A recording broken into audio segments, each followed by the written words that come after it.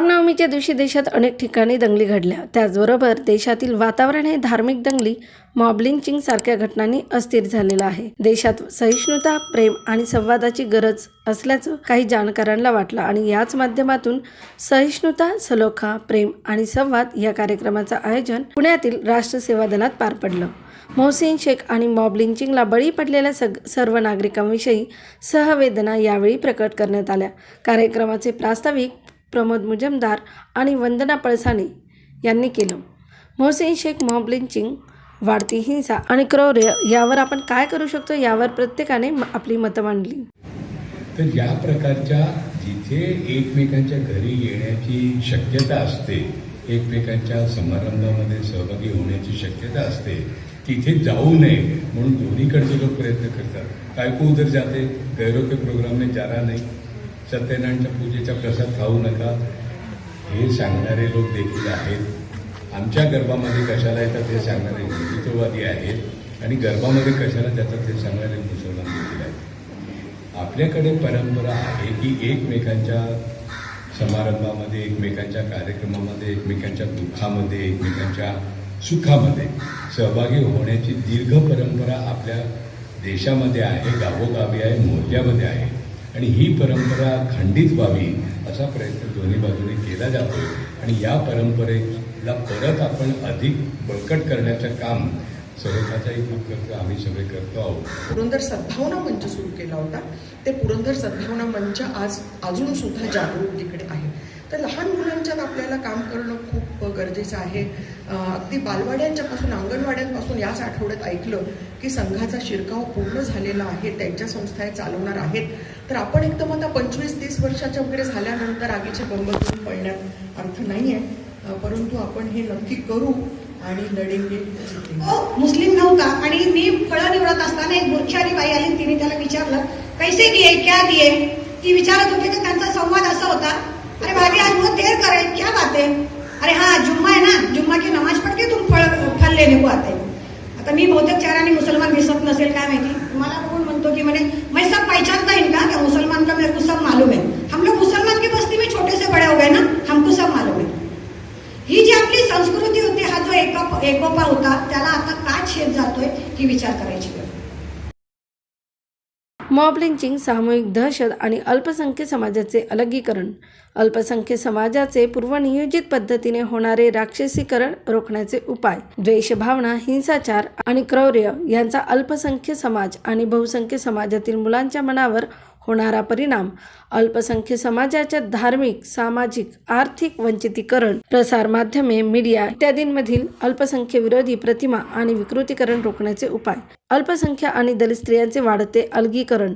लव जिहाद, धर्मांतर, भ्रम आणि वास्तव या विषयांवर गटचर्चेचं आयोजन करण्यात आलं होतं. प्रमोद मुजुमदार, संदेश भंडारे, मिनाज सय्यद, निशा साळगावकर, संजीवनी कुलकर्णी, वंदना पळसाणे, शैला सावंत, मीना कारंजेकर, सत्यजित जाधव, संपत देसाई आणि फैयाज इनामदार यांनी या कार्यक्रमासाठी विशेष मेहनत घेतल्याचं यावेळी दिसलं.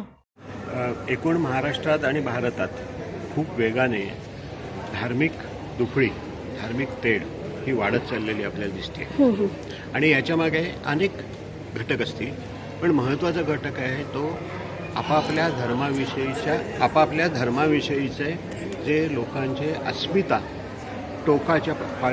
टोकाला पोचलेले आहेत, त्यामुळे ही तेढ आणखीन वाढत चाललेली आहे. खरं म्हणजे महाराष्ट्रामध्ये संत परंपरा, भागवत परंपरा यांनी समतेचा संदेश दिला. किंबहुना आपल्या भागवत परंपरेने सुफी धर्म परंपरा आणि भागवत धर्म, हिंदू धर्म याच्यामध्ये संवादाच्या परंपरा दिल्या आणि ह्या खूप स्ट्रॉंग आहेत. त्यामुळे ह्या परंपरांच्या आधारे पुन्हा एकदा आपल्याला समाजामध्ये धार्मिक सलोखा स्थापन करणं ही आत्ताची निकड बनलेली आहे आणि त्या दृष्टीने विचार करण्यासाठी आणि अशा पद्धतीच्या सलोखाच्या परंपरा पुढे आणण्यासाठी, जपण्यासाठी आणि त्याचबरोबर जे आत्ता धार्मिक तेढीमुळे, तणावामुळे भरडले जात आहे असे अल्पसंख्य असतील, दलित असतील, मागास समाज असेल, ह्यांच्या बाजूने उभं राहण्यासाठी आपण काय करू शकतो याचा विचार करणं हा या मुख्य आजच्या मेळाव्याचं आमचं उद्दिष्ट आहे. यामध्ये प्रामुख्याने तरुणांबद्दल काय सांगताल की तरुण मोस्टली आपण पाहतोय की हिंदू मुसलमान या धर्मामध्ये किंवा यांसारख्या विचारांमध्ये ह्यांची जास्त घुसमट होते किंवा हे जास्त पुढं असतात, या संदर्भात काय वाटेल? हे एका अर्थी खरं आहे की मोठ्या प्रमाणावरती आपल्या आजच्या महाराष्ट्रात असेल किंवा देशातले असेल तरुण हे या धार्मिक अस्मिता किंवा धार्मिक उन्मादाच्या बाजूला वळलेले दिसतात. पण आपण एक लक्षात घेऊया की ते वळवण्यासाठी खूप मोठ्या प्रमाणावरती प्रयत्न विशिष्ट पद्धतीने केले जातात. त्याच्या कारणांमध्ये मी आत्ता जाणार नाही, परंतु एक महत्त्वाचं असं आहे की त्यासाठी दीर्घकाळ आर्थिक गुंतवणूक राजकीय पक्षांतर्फे संघटनातर्फे केली जाते असं दिसतंय. की त्याशिवाय एवढ्या मोठ्या प्रमाणावर संपूर्ण राज्यामध्ये मोठ्या मोठ्या शहरांमध्ये एवढे मोठे मोर्चे हे ऑर्गनाईज होणं शक्य नाही. हा एक भाग. दुसरा भाग, ह्या मोर्चांमध्ये सामील होणारा जो बहुजन आणि मागासवर्गीय दलित समाज आहे, ह्या समाजामध्ये दुसऱ्या बाजूला तितक्या स्ट्रॉंग, तितक्या भक्कम अशी पुरोगामी विचारांची परंपरासुद्धा आहे. परंतु त्या परंपरेने इतक्या आक्रमकपणे राजकीय विचार किंवा सामाजिक भूमिका या मांडण्याचा कधी प्रयत्न केला नाही आणि ते करणारेही नाही. याचं कारण स्वातंत्र्य, समता आणि बंधुभाव या मूलभूत संविधानाच्या विश्वासावरती चालणारे हे गट आहेत आणि त्यामुळे त्यांची ताकद आज आपल्याला दिसत नाही आहे. आणि हा उन्मादी जो मोर्चे आहेत हे खूप मोठ्या प्रमाणात दिसत आहेत. पण ग्राउंड लेवलला समाजामध्ये आजही ह्या तरुण वर्गामध्ये सुद्धा पुरोगामी विचाराच्या, फुले आंबेडकरी विचार असतील, बहुजन विचार असतील, वारकरी संप्रदायातले विचार असतील, याच्यामध्ये तरुण मोठ्या संख्येने ह्या विचारांना, पारंपरिक धार्मिक उन्मादाच्या विचारांना विरोध करण्याच्याही संघर्षामध्ये तितके सक्रिय आहेत. तुम्ही जर का आम्ही आत्ता सलोखातर्फे प्रसिद्ध केलेली पुस्तिका बघाल तर तुमच्या लक्षात येईल की जागतिक पातळीवर पीस अँड कॉन्फ्लिक्ट अशी एक नवीन अभ्यास शाखा आहे. या अभ्यास शाखेमध्ये गल्टन नावाचे, योहान गल्टन नावाचे एक ज्येष्ठ शास्त्रज्ञ आहेत, नॉर्वेचे आहेत.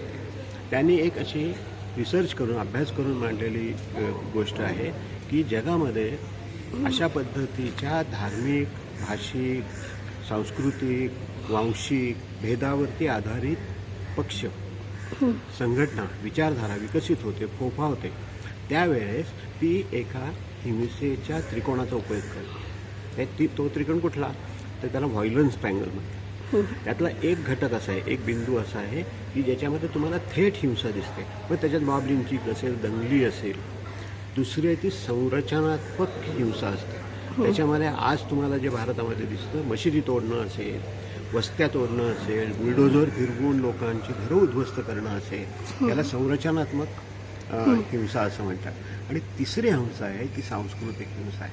सांस्कृतिक हिंसा म्हणजे काय, तर जो वर्चस्ववादी घटक असतो त्याचे सण, त्याचे देव, त्यांची प्रतीकं, त्यांची भाषा, त्यांचे रीतिरिवाज ह्याचं प्रचंड उदात्तीकरण करायचं आणि ते इतक्या टोकाला न्यायचं की त्याच्यातनं आपोआप हिंसक परिस्थिती निर्माण होईल.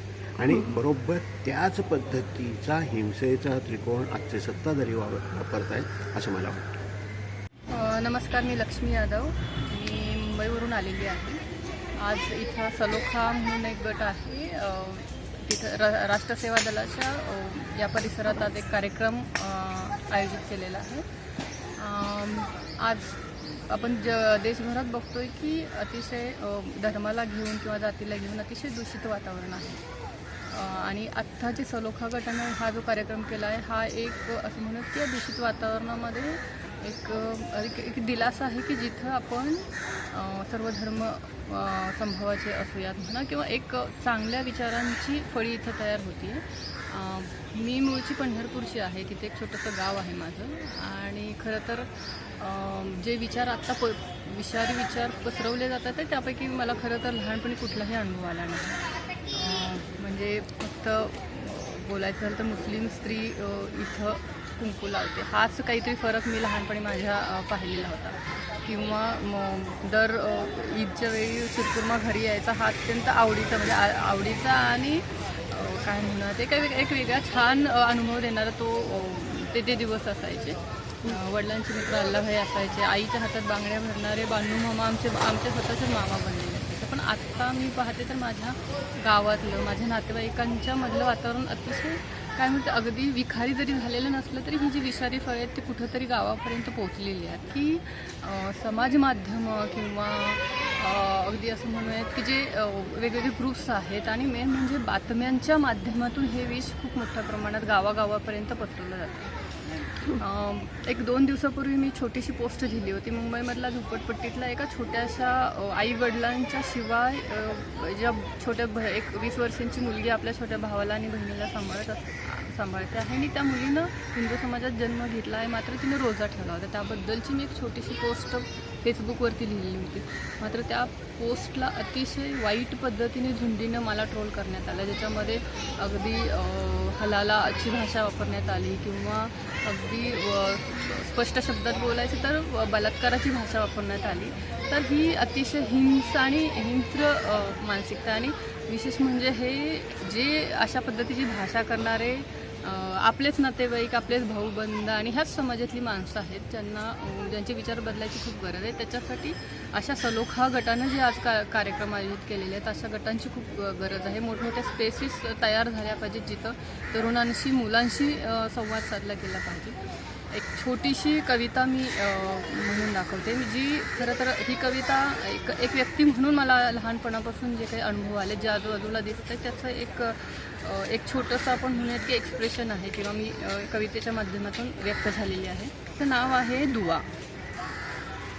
अगर मैंने कहा कि मैं देश प्रेमी हूँ तो अचरज होता है, मजाक उड़ाया जाता है. मैं देश प्रेमी नहीं हो सकता क्योंकि मैं एक मुसलमान हूँ. मुझे देशभक्ति सिखानी पड़ेगी, नागरिकता की पर्ची दिखानी पड़ेगी क्योंकि मैं एक मुसलमान हूँ. मुझे देश प्रेम साबित करना पड़ेगा, बहरहाल सबसे मुझे डरना पड़ेगा क्योंकि मैं एक मुसलमान हूँ.